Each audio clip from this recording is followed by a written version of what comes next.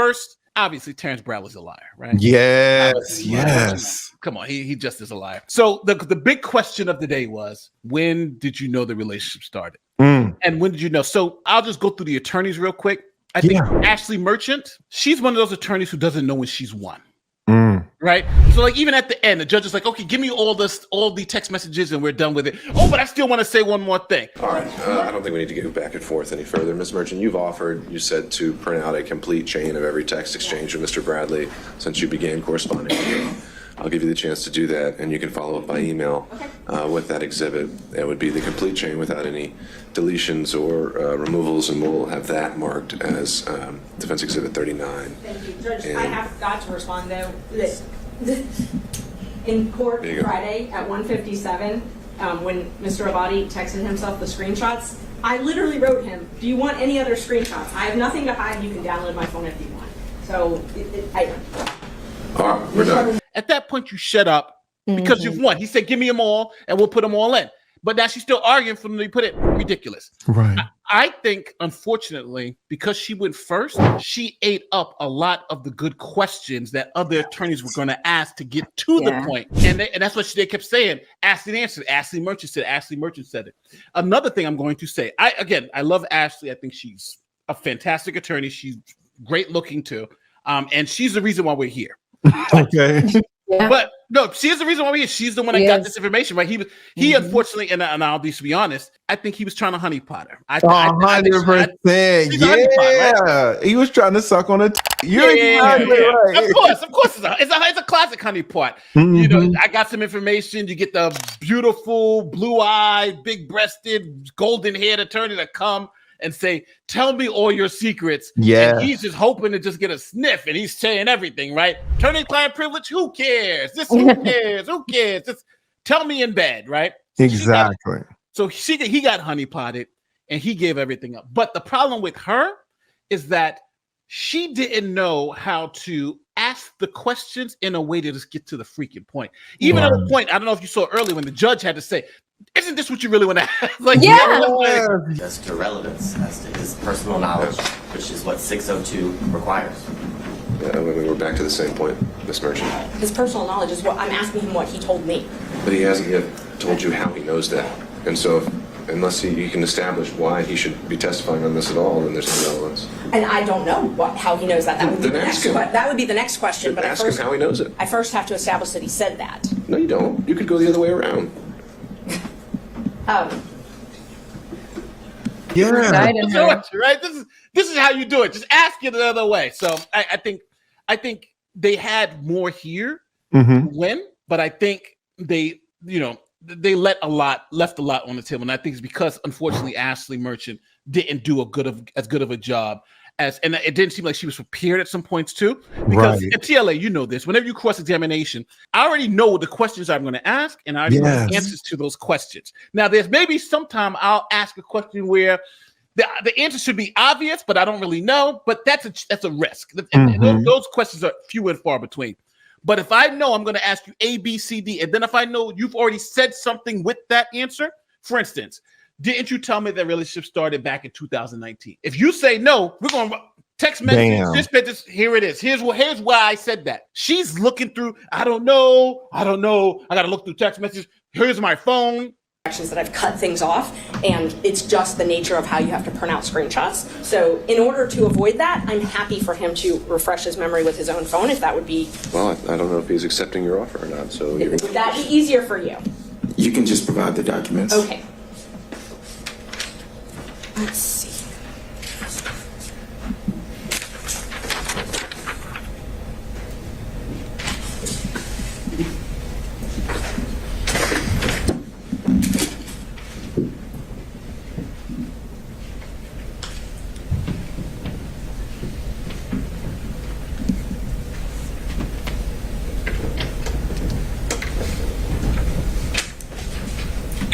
Some water, Judge, please. Yeah, let me see what we can do.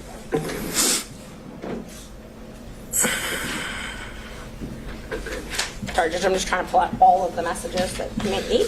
All right. Well, I don't really see... At some point, we're reaching the cumulative point where we don't need to go through an entire 6-month text chain. You're making the point that he'd made some comments to you along the way that led you to believe he had more knowledge than today he's testifying that he had. And so if you've hit the high points of that, then I don't know what else we can cover that actually moves the needle. Okay, I'll move on to the action terms then. So you told me that they... What? No, Yeah. have that ready. Boom. That's She could have her trial notebook, right? Already prepared, already paginated. Boom, boom, boom, boom, boom. I'm slapping them right in the face with it. Boom, there it is. Yeah, and the texts were not in order. The text, like she had a big pile, and it's just like none of that was labeled or prepared correctly, so she couldn't find what she needed at the right time. It just makes sense to just, but again, that's part of trial preparation. Yeah. You know you're asking the questions. You know what questions he's going to be more likely to lie about. And as long as you have it ready, soon as he tells a lie, you read it. Didn't you say that? Next question. Did you say that? Next question. And it goes nice and fast. And at a point, even the judge was like, you only got another 10 minutes of this. Come on, 10 because she wasn't prepared. She wasn't prepared. So, but now at the end of the day, the issue, and this is the $1 million question. What's this come down to? Well, the disqualification can only come from the conflict of her getting a kickback, right? Mm-hmm. She hired Wade. She gets a kickback from Wade. And in other words, the money, instead of her getting cash, she's getting elaborate trips. Their only defense to that is that she paid Wade back in cash with no receipts. Mm-hmm. And the only way you can verify that, or the court can verify it, is that through her credibility, right? Wade and FanI Willis's credibility. So that's what these two witnesses are really for, to hurt their credibility, say that may not have happened. They're not being honest. So if the judge finds that Wade and Willis were lying, I believe the judge will disqualify them. And the reason why is because they would have perjured themselves or lied in furtherance of trying to not be disqualified, right? So what's the reason why you're lying about something that's so obvious?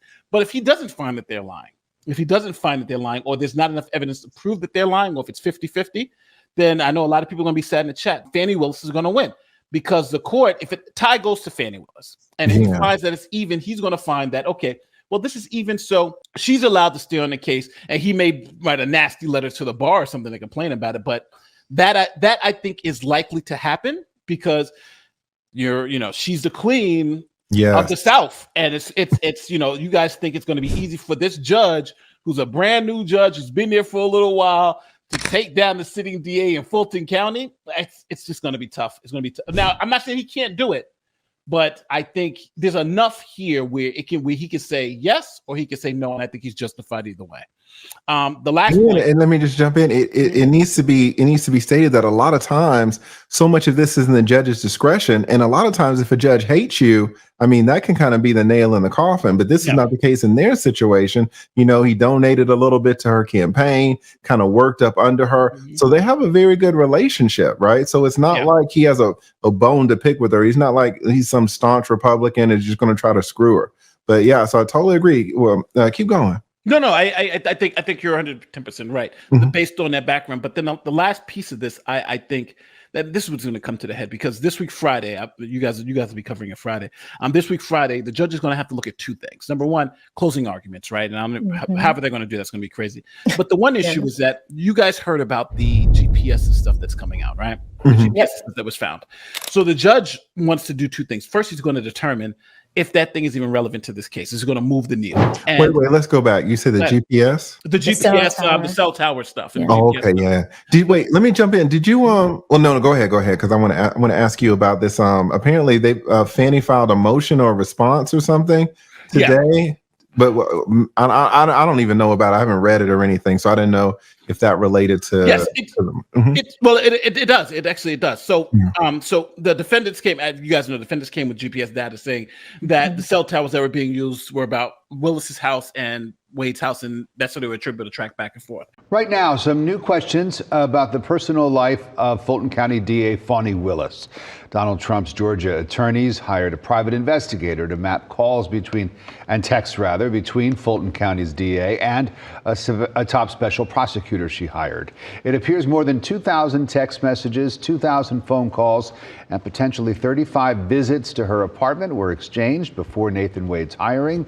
In one instance, the document reports that Wade received a call from Willis just after midnight and remained in the area of her apartment until 4:55 a.m.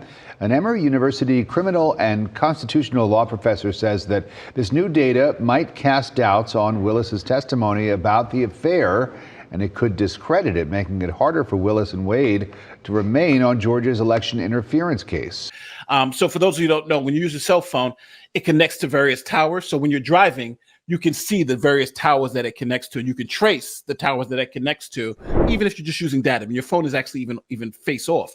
You're still using data and still connecting to those towers. So they were able to track his phone through that way. But there's a good thing and a bad thing with that is that even though someone's house is at a tower, like near my house, that covers, a couple of miles, maybe a mile or 2 miles. So you could be kind of anywhere in that facility. So that was what Fannie Willis's motion against it was that this doesn't, it's like GPS that comes in 6 feet. Right. He's saying, hey, I could have been downtown. I could have been at a friend's house, anything within that range. So they're saying the cell towers, even though it does show what it shows, it just may not, he could have been downtown partying and it just happened to be near her house or something, right. Which I don't believe, obviously, but that's but that's what their response is. So the judge now is going to take that data and say, well, number one, you got to authenticate it, right? How we get it, make sure it's true and accurate and all that stuff. Then you have to have your expert testify to the authenticity of it, but the accuracy of it, and then they get to cross-examine. So hopefully Friday we'll get that little display about this. Now it's going to be funny because usually it's the DA who's trying to get that information in for cases. Now they're going to be arguing to get it kicked out. So it's going to be weird for the DA's office to want to get that stuff kicked out. So if the judge finds that cell phone data to 12,000 texts and 2,000 calls for people who are not in a relationship, and I'm going to ask you, TA, you do all this, you do family law. If you got a female client comes in and says, I'm going to get divorced from my husband because that hoe that he texted her 12,000 times and called her 2,000 times within a 6-month period. Is that not evidence of a relationship? 100%. 100%. Not even 99. That's a lot. I don't know. I don't text my wife 12,000 times in a year. He's doing it in like half a year. Yeah. Exactly. So obviously the judge is going to see if that's going to be. So right now, if I were the judge, I would disqualify her. If everything was just even, and the reason why I would disqualify her, I don't believe you paid them all in cash, which is possible. Let me make it very clear. It's possible for her to have all that cash and pay in cash. Being an attorney, having clients, I've had cash before. It happens. I remember my friend, he got something like $350,000, but it was a drug case, and the guy, but he got $350,000 in cash. He was like, "Don't you remember that case?" I was like, "What case?" He's like, "Oh, I was like, oh yeah, $350 in cash." And don't forget, he's got a count and all that stuff. I was like, "You counted 350," but again, it's that. Yeah, I know so many criminal defense attorneys have counters. That's when you know. You have them in the bank. The counter is like, all right, a money counter, yes. But I don't think Fannie Willis had that type of money. I don't think she was doing that type of thing because she took out $50,000. But anyway, that's neither here or there in terms of this. I think if I was the judge, I would bounce her. I would bounce her because of the appearance of impropriety. You don't have to show it, but you have the appearance. Here, you do have the kickback, you do have the money, you do have the appearance, and then you have the 2 witnesses saying that the relationship started earlier, 2 witnesses saying it started late. With that, I would say I don't believe her. I believe her girlfriend. I believe her. I believe 2 Chainz. I do too. I believe 2 Chainz. I believe 2 Chainz was correct. I believe 2 Chainz doesn't have any reason to lie. And I believe 2 Chainz actually tried to fight the subpoena, didn't want to testify, but testified. And I believe she's the only person who I can generally say testified truthfully, even though I think the attorney, Terrence Bradley, I think he's a liar. But I think the truthful parts that of his testimony were the text messages he sent to Ashley, saying about when the relationship started, the trips and all that stuff. And I think in context, when you look at those statements, you can tell the relationship obviously preceded his hiring at the DA's office. If you take that against the testimony that they put forward, I think that they were lying or they weren't being truthful. With that said, I would say that just because of the appearance of impropriety, she should be disqualified from the case. But I don't believe the judge is going to do that because I think for him to do that, that's he may feel he may lose his judgeship because Right. That's a good point. But that's the power of the local DA there, because again, don't forget the judges are elected. So he may, he has an issue. And another thing I do want to mention, I think Terrence Bradley was being so deceptive because don't forget the DA's office went after him last time. I think he was being so deceptive and so protective of Willis and Wade because who prosecutes him for the perjury? Who prosecutes him for the SA? Who prosecutes him for all that? All that stuff that happened in Fulton County, right? Because now we know we got 2 people who are saying that he assaulted them. We got money missing. We got all these ethical violations. And if there's any criminal issues, who prosecutes them? Even some of the civil issues. So That's a great question. That's a great point. I'm thinking he's thinking, shit, I'm messing with fire here with the DA's office. I'm ratting him out. Now I'm under the gun because at any point they can turn around and be like, well, none of those statements that you made, this, and those SAS accounts, we're going to be looking into criminal investigation for those. That's very possible, right? Those SA accounts, right?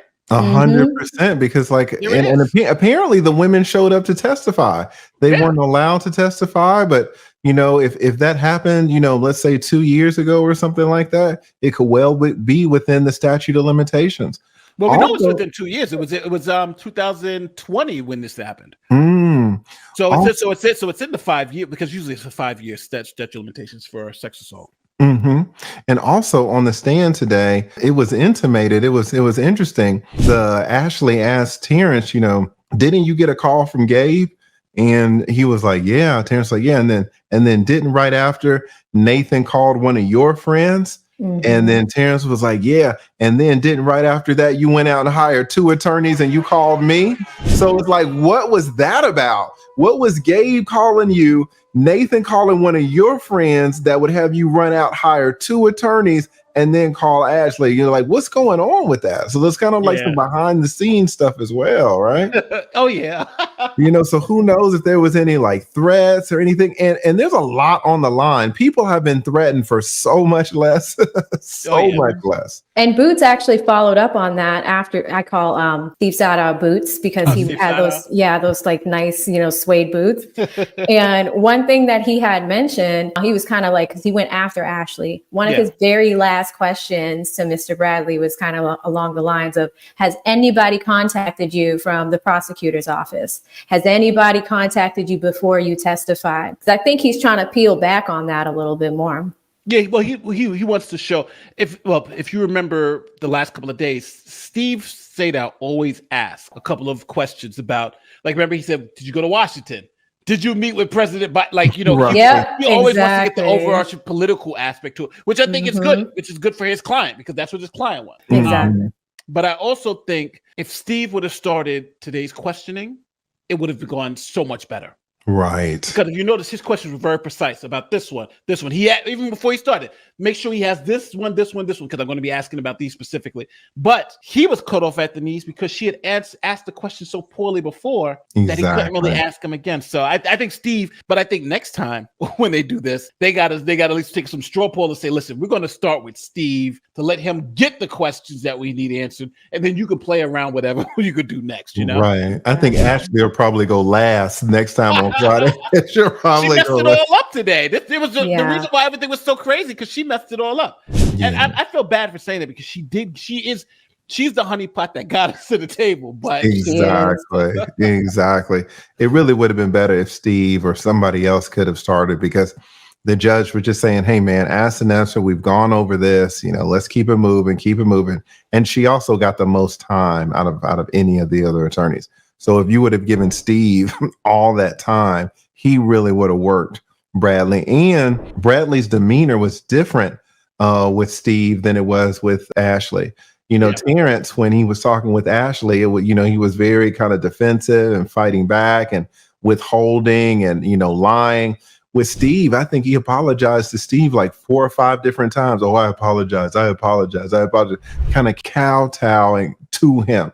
And so if because of that demeanor, and he was much less willing, I think, to fight back with Steve, because he's probably more intimidated by Steve. You know, Steve could have got a lot more information out of it. Yeah, but I also think Steve's approach to the questions were different. Ashley was like, hey, kind of tell me a speech, you know, hey, what about this in this area? Where Steve was like, on blah, blah, blah, did you do this? Yes or no? Yes or no? Did you have communications with Mr. Wade about the relationship between Mr. Wade and Miss Willis? It's a simple yes and no. He was going in on a mission. He knew exactly what he wanted. He saw everybody else go first. He saw what was missed. Like, he even tried to move in. I think it was exhibit 26 and 27, right? Because Ashley didn't admit or get one of them admitted correctly, or at least in full. So that was interesting too. And for the audience out there, I like to take cross-examination as a commando raid. You get in, you get out, and let the other side explain, right? You want to get your points off. And number two is that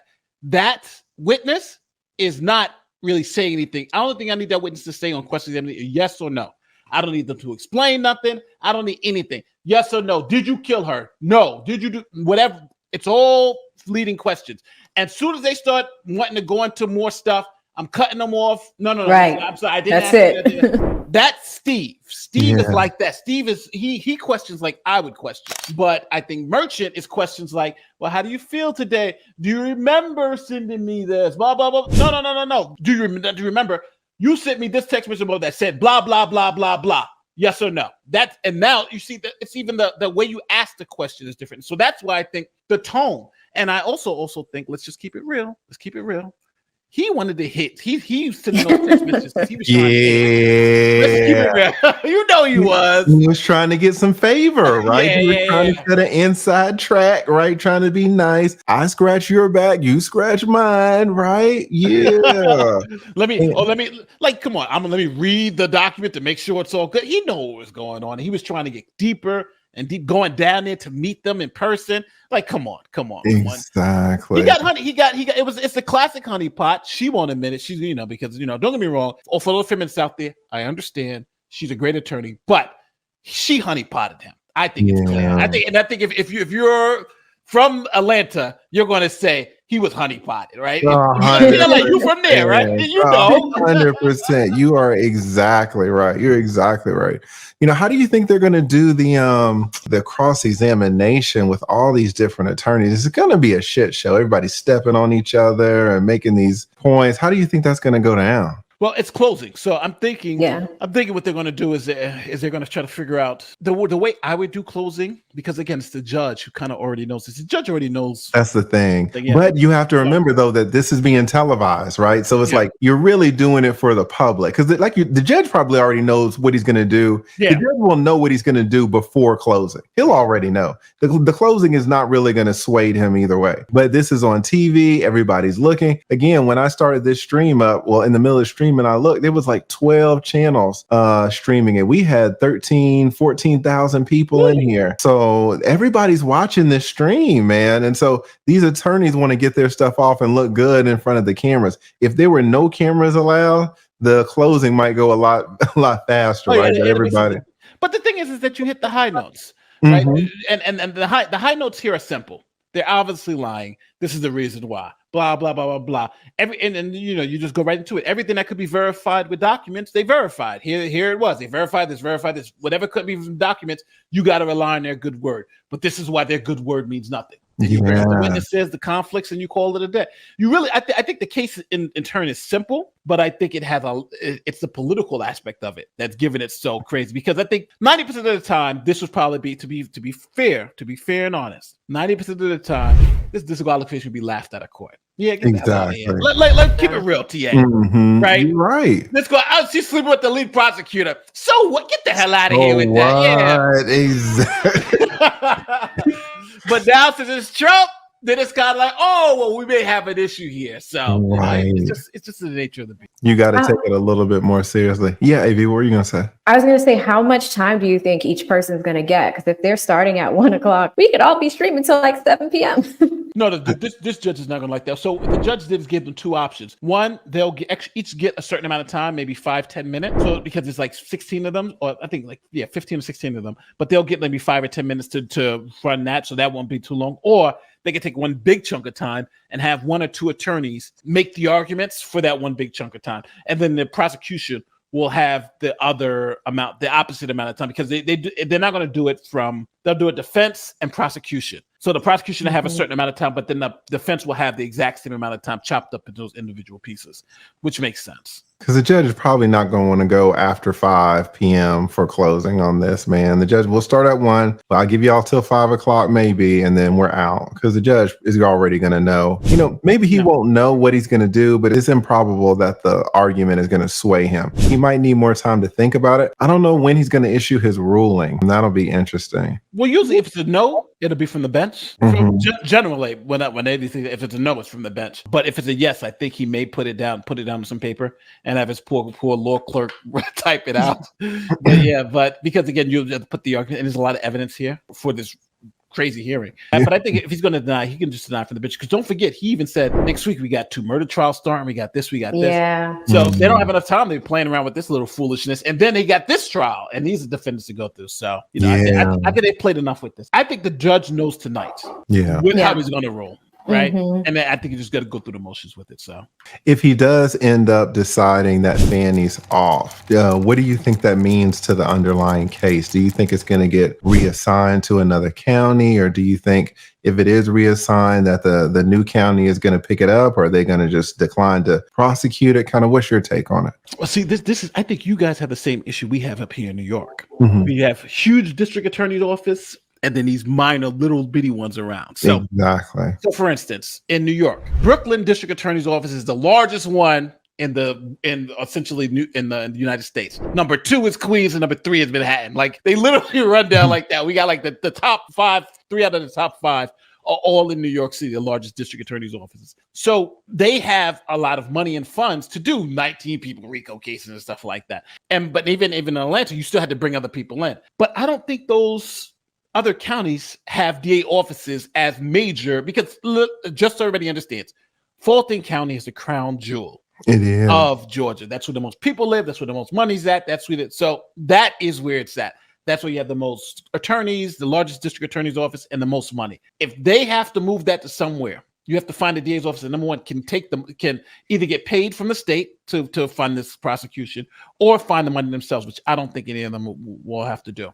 Then they got to be able to accept this case, right? Then you're talking about trying to make it close, because you don't want to send it to Savannah or something like that, because now people got to travel to Savannah to go do it. So you got to keep it close to Atlanta. And then after that, who's close? That's a Democrat. Because exactly. If a Republican gets this case, I'll say this: put a 1 in the chat if you believe a Republican district attorney will continue on with this case. That's an excellent question. Exactly. Or put a 2 in the chat if you believe a Republican district attorney will drop this case like a hot bag of garbage. Immediately. Yes. Immediately. They might have a press conference in front of the courthouse steps to announce they're not going to pick it up. And all of the counties, like Fulton County is a special county because it's really like a black county, but it's got a lot of money. Yeah. And, it's pretty democratic because it's so black. But all these surrounding counties that have money, whether it's Cobb, whether it's Cherokee, Gwinnett, even something smaller like a Forsyth, they're all super conservative. Super conservative. So just imagine this case going to Cobb County. Yeah, they're going to be like, please give it to us. Please give it. They want this case so bad. They look like heroes, right? Yes. Be hugging them. So good. Oh my God. That's exactly right. Maybe I'll get invited to the White House if I decline to prosecute, right? Everybody wants this case. The benefits. Yes, they want to be the one to save Trump. I did it. I saved Trump, right? So I think that's an excellent analysis of the future of this. So really, it's FanI or bust. If we're honest. If she goes, I think the case goes, because I think I think the judge will have no choice but to transfer it to a Republican DA, and I think that Republican DA is going to be the hero. He's first, he's going to say, "Hey, I'm going to look at it objectively and make sure this is all good because we want to make sure and look at it." And then, it'll be, sometimes things just don't work out. We don't believe we can approve the case. Mm-hmm. dropping it with prejudice. And then Trump would be like, hey, you know, this guy's an attorney general. Exactly. There you go. The cabinet.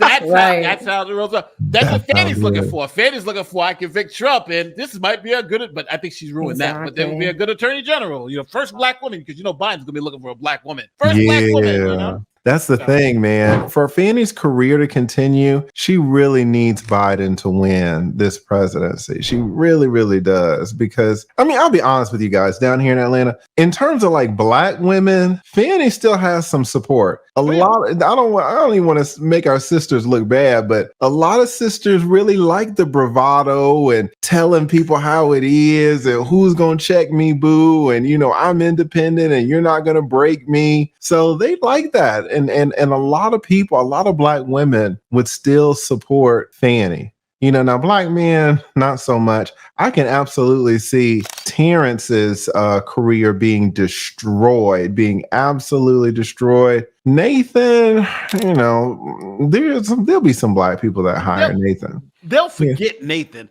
but Terrence, how could this, number one, how could he get past the ethics hearing, right? Yeah. He's that's a good question. Right to the ethics board, right?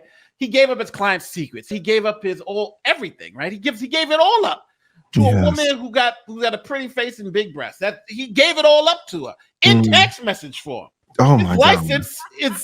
His license gotta be gone. Like how can this man hold a license for what he just did? How can you think about it? If anybody's gonna lose a license over attorney-client privilege, it has to be him. He gave it all up in text message for nothing. That's the thing. It's like revenge. It's like, you know, he was all pissed off because of what we found out of how everything kind of ended with them. And really, I was thinking about that at the beginning. Like, how did the partnership dissolve? Why did it dissolve? Now we know. And one thing I want people to understand, people who keep saying, you know, they're like, oh, the judge found it wasn't attorney-client privilege. No, you got to understand. He texted Merchant things that were absolutely attorney-client privilege. He said he got the information that he was texting her from his client in furtherance of his representation in the divorce. He admits that. That's it. Now, the reason why you can't use it in court, obviously, because you get the privilege. But that in itself alone, the confidentiality and the privilege, he's violated it all. So I believe he understands his license is essentially like a fart in the wind. It's gone. He should have one. That's exactly right. And they are setting up all of these ethics committees for all these supposed ethics violations for Fannie as well. They are really trying to punish Fannie. And I don't know how far they're going to get with that, but, you know, they've even set up a special committee down here to review prosecutors and this and that. They are really out for their 1 pound of flesh for Fannie. Yeah. Well, listen, you know, the higher up the mountain you climb, the steeper the path, right? Yeah. So, you know, she's up there at the top and she wanted to play the big dogs. Trump comes hard. So I get it. I get it. But, you know, if she holds on to the case, she needs to keep this case to keep her career. If she loses this case, I think she's done. I think she's done. Because this is an embarrassment now. But if she keeps it and gets a conviction, she could turn it around. So. Oh my God. If she gets a conviction, man, she will. Yo, come on. If she gets a conviction in this case, it might be Fannie 2032, man. I mean, she's gonna linger for years. She's it, man. That would be crazy if she got a conviction out of this. But now you see, and that's the reason why they're fighting so hard. Just exactly how what you said. She gets a conviction from this. She's a made woman. Yes. That's the reason why she has to fight so hard. Exactly right. Exactly right. So we are going to watch how it all plays out. You don't have to answer that question. I'll answer the question. You want answers? I think I'm entitled. You want answers? I want the truth.